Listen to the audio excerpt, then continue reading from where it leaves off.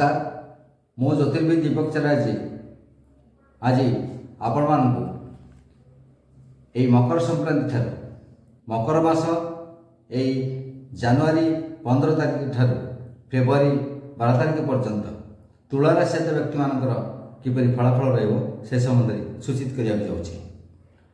प्रथम देखा तुला राशि कथा देखा तेज तुला राशि षष्ठ राहु एवं सप्तम बृहस्पति राहु और बृहस्पति को शुभफल से निश्चिंत भाव पाइबे।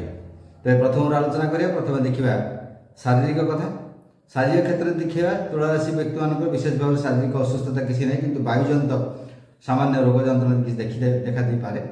निम्नांग तथा अंटा ठार तलू या न्यूरो प्रोब्लेम किसी पुराणा आगुरी थी स्थायी भाव तेज से कष्टप्रद हो पारे अन्य किसी असुविधा विशेष ना।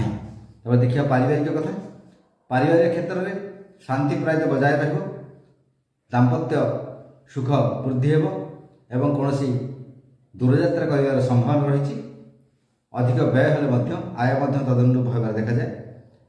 तेरे परिवार रे शांतिर माहौल व सुखर परिवेश किसी लगी रही कौन शुभ कार्य व मांगलिक कार्य सूचना आप पाइबे से संबंध में किसी जिन फाइनालाइज हो पाए।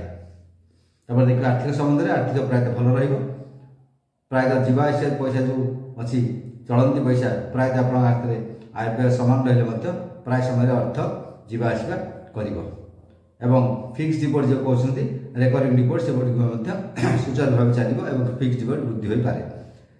तापर देखिए आमर जो अच्छा पेशा व्यवसाय चाकरी संबंध में पेशा क्षेत्र में जो मैंने अच्छा जजमान सब पेशा क्षेत्र में अच्छा कौन आध्यात्मिक क्षेत्र में अच्छा अन्य कौन मंदिर ट्रस्टी हिसाब से अच्छा बाबद अच्छा कौन धर्मानुष्ठान किसी बाबद अच्छे मासटी प्रायतः शुभप्रद अच्छे जो अंशीदार आप बेनिफिटेड हो पारती। अन्य जो व्यवसाय अच्छी व्यवसाय क्षेत्र में देखा गले प्रायतः समफल जारी रहा विशेष क्षति विशेष लाभर सूचना ना। चाकरी क्षेत्र में देखिए चाकरी क्षेत्र में भल फल रही तेज मासर प्रथमार्थ टी असुविधा सृष्टि हो पाए कि समस्या देखा दे पारे चाकरी क्षेत्र में। बाकी रहा महिला मान कथा महिला मान जो अच्छा मासटी प्रायतः भल रही तीर्थ भ्रमण सुजोग आसपे आध्यात्मिक अनुष्ठान और महत उत्सव योगदान करेंगे और घर को बंधुबांधव आगमन फल आप खुशी रही और कर्मजीवी महिला मानी मासटी प्रायतः भल अटे मासर शेषार्ध आड़ किसी बेनिफिट पाइपारती।